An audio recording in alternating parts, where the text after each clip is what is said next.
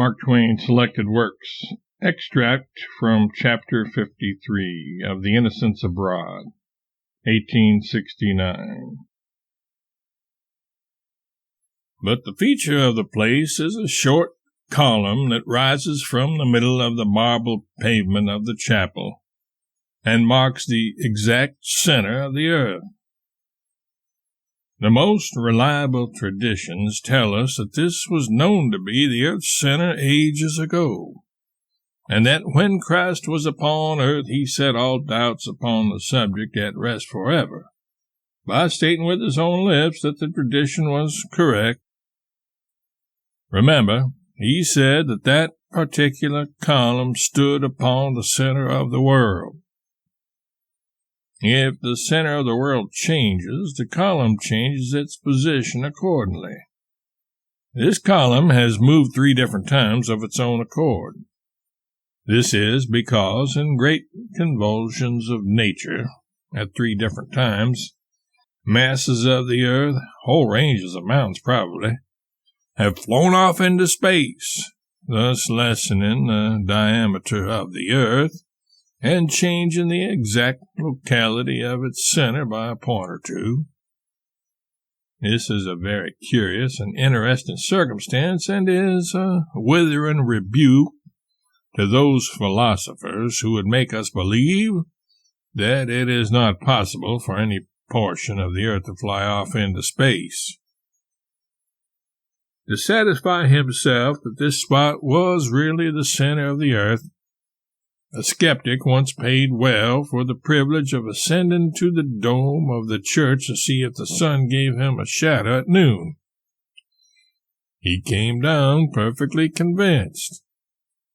The day was very cloudy, and the sun threw no shadows at all. But the man was satisfied that if the sun had come out and made shadows, it could not have made any for him. Proofs like these are not to be set aside by the idle tongues of cavaliers.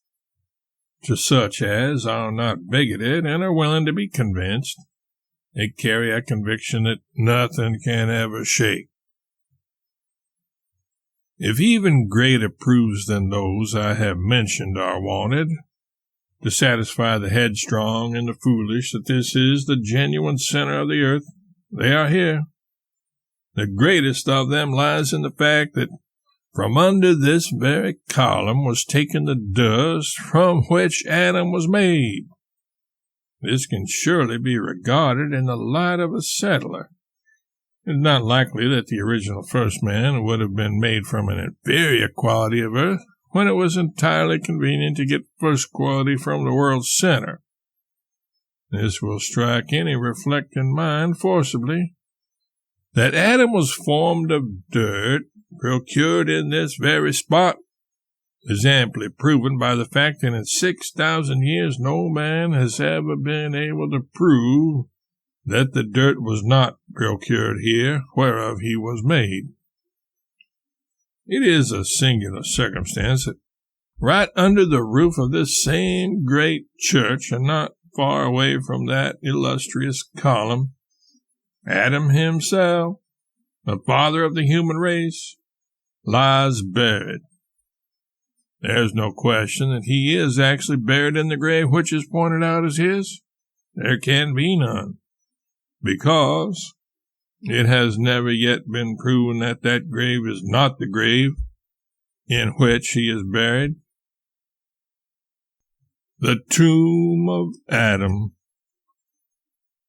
How touching it was, here in a land of strangers, far away from home and friends and all who cared for me, thus to discover the grave of a blood relation. True, a distant one, but still a relation. The unerring instinct of nature thrilled its recognition. The fountain of my filial affection was stirred to its profoundest depths, and I gave way to tumultuous emotion. I leaned upon a pillar and burst into tears. I deem it no shame to have wept over the grave of my poor dead relative. Let him who would sneer at my emotion close this volume here, for he will find little to his taste in my journeyings through Holy Land. Noble old man, he did not live to see me. He did not live to see his child. And alas, I did not live to see him. Weighed down by sorrow and disappointment, he died before I was born. 6,000 brief summers before I was born. But let us try to bear it with fortitude.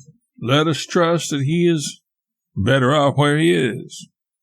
Let us take comfort in the thought that his loss is our eternal gain.